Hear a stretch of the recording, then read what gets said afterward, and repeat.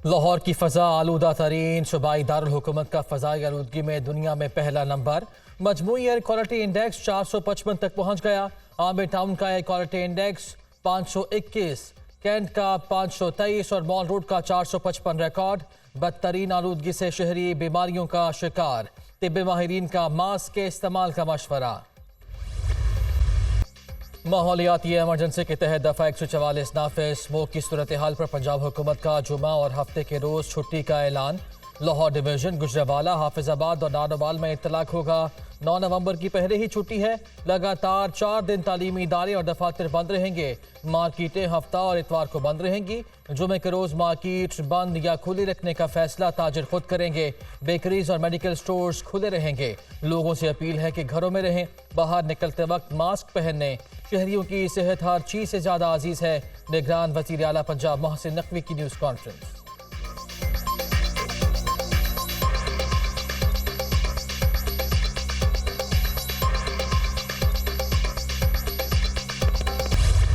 Israel की निहत्ते फ़लस्तीनियों के खिलाफ जारहियात। गजा में हस्पतालों पर हमले, नसर मेडिकल कॉम्प्लेक्स पर बम बरसा दिए।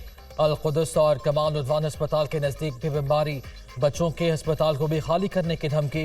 मुत्तहिदा अरब अमारात का गजा में 150 बिस्तरों का फील्ड अस्पताल कायम करने का ऐलान। सहूली फोर्सेस की रफाह और खान यूनिस के करीब बमबारी, 23 अफराद शहीद, दर्जनों जख्मी हो गए। गजा के लोगों को जुनूब की तरफ हिजरत करने की धमकी। फ़ज़ाई हमलों के साथ साथ ज़मीनी कार्रवाइयाँ तेज़ कर रहे हैं। तर्जुमान इसराइली फ़ौज का ऐलान।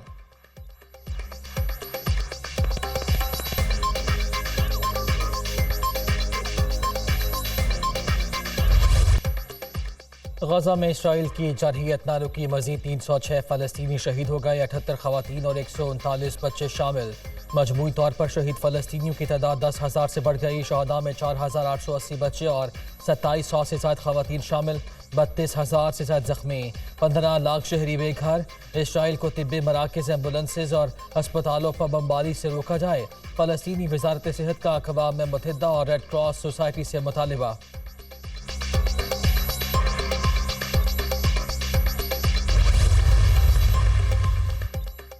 अमरीका की गजा पर इसराइल के ज़्यादा देर तक काबिज रहने की मुखालिफत। इसराइल के दोस्त हैं, जनबंदी पर उनके मौक़िफ़ से इतफ़ाक़ नहीं करते। फ़लस्तीनियों की जबरी नकल मकानी की हिमायत नहीं करेंगे। तर्जुमान अमरीकी नेशनल सिक्योरिटी जॉन कर्बी की गुफ्तगू। वाशिंगटन के पास फ़लस्तीनियों को नई जगह पर आबाद करने का मंसूबा मौजूद नहीं। इस मामले पर इसराइल के साथ नहीं।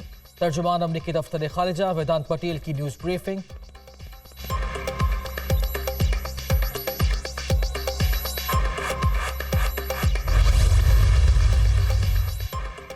निगरान वज़ीर ख़ारिजा का फ़लस्तीनी हम मनसब से टेलीफोनिक रब्ता। इसराइली जारहियत के खिलाफ फ़लस्तीनियों से यकजहती का इज़हार।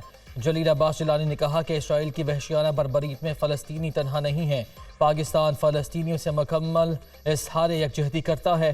फ़लस्तीनी वज़ीर ख़ारिजा का हिमायत और इमदाद भिजवाने पर पाकिस्तान से इज़हार तशक्कुर।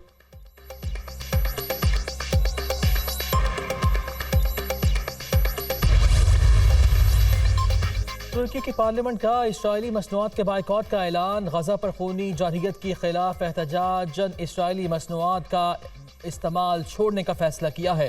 तो पार्लियामेंट में रेस्टोरेंट से इसराइली मसनूआत को हटा दिया गया। तुर्की की पार्लियामेंट की जानिब से फैसला अवामी राय के बाद किया गया।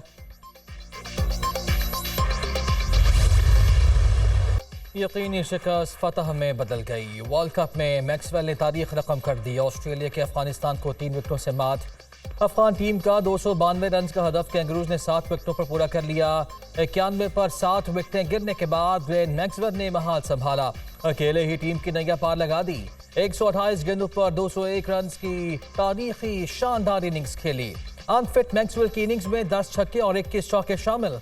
हदफ के दाखिल में डबल सेंचुरी बनाने वाले दुनिया के पहले बल्लेबाज बन गए। भारत और जनूबी अफ्रीका के बाद ऑस्ट्रेलिया वर्ल्ड कप सेमीफाइनल में पहुंचने वाली तीसरी टीम बन गई।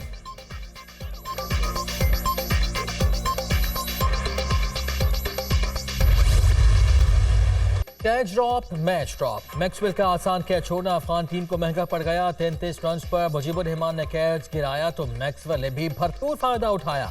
अफगानिस्तान की जीत के चांसेस 94% तक पहुंचकर नीचे आए और आखिरकार कैंगरूज ने मैदान मार लिया।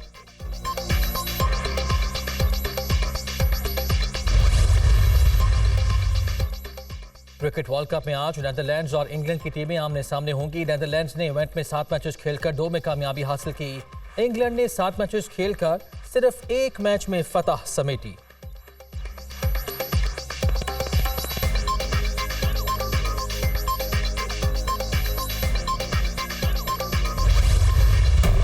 आम इंतखाबात से कबल मुल्क में बड़ा इंतखाबी इत्तेहाद कायम। नून लीग और MQM का मिलकर इलेक्शन लड़ने का ऐलान। ख्वाजा साद रफी कहते हैं चैलेंजेस का मुकाबला करने के लिए इत्तेहाद जरूरी है।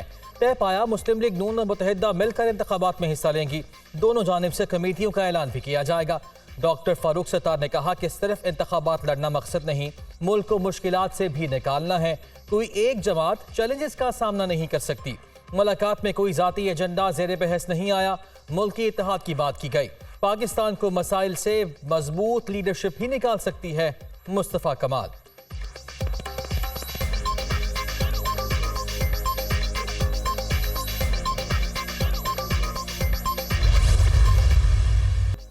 MQM के इश्तराक से मुल्क कौम को मसाइल से निकालने के लिए मुस्बत पेशरफ्त है। हमें सिर्फ पाकिस्तान की तरक्की चाहिए। हर इलाके की तरक्की हमारी तरजीह रही है। लवानी टनल हो या हज़ारा मोटरवे, हमने ही पाकिस्तान को ये मंसूबे दिए। कभी इम्तियाज बरता ना बरतेंगे। कौम की हालत देखकर दिल दुखी हो जाता है। शहबाज शरीफ को ऐसे वक्त में जिम्मेदारी मिली जब मुल्क अमली तौर पर दिवालिया हो चुका था। अब माशी तरक्की के लिए डबल स्पीड से काम करना होगा। नवाज शरीफ के MQM के बाप से मुलाकात के मौके पर गुफ्तगू। कराची के फलाही मंसूबे नवाज शरीफ के दिल के हमेशा करीब रहे हैं। मुस्तकबिल में MQM के ताउन और इश्तराक से कराची और सिंध के आवाम की भरपूर खिदमत करेंगे शहबाज शरीफ।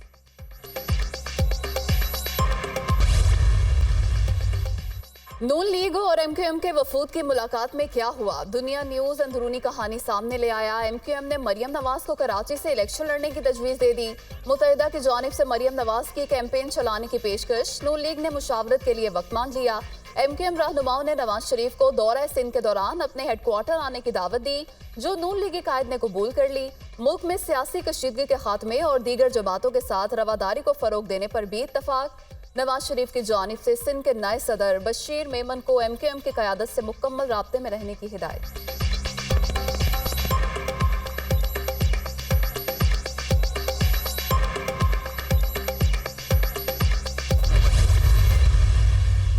दोस्तों और दुश्मनों को पैगाम देना चाहता हूँ, उनकी अपनी सियासत, हम अपनी सियासत करेंगे। मुखालिफिन इलेक्शन में खड़े हों, हम वेलकम करेंगे। चेयरमैन PTI को इसलिए नहीं हटाया कि हमें पावर की ज़रूरत है, हमें आवाम के हुकूक और मुल्क की तरक्की की ज़रूरत है। PTI की हुकूमत ने अपने दौर में कोई काम नहीं किया। हमने हमेशा आवाम की खिदमत की। समंदर के पानी को साफ करके लोगों को फराहम करेंगे। आसिफ ज़रदारी।